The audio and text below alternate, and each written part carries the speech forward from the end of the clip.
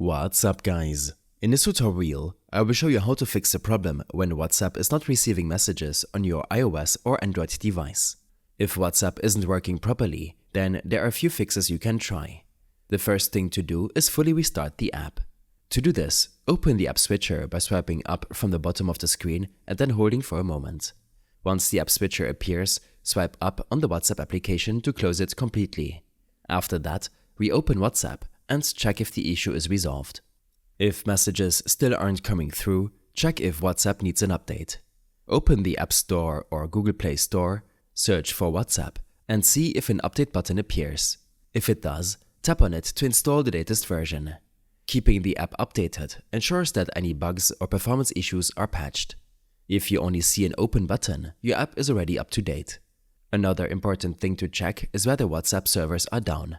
Sometimes the issue isn't with your phone but with WhatsApp itself. Open your web browser and search for WhatsApp Down Detector. Click on the Down Detector website, and if you see a spike in reports, that means the servers are likely experiencing issues. If that's the case, you will need to wait for WhatsApp to resolve it. Next, make sure WhatsApp has all the necessary permissions to function properly. Open up your settings, scroll down to the app section, and find WhatsApp in the list, or use the search bar at the top to locate it quickly.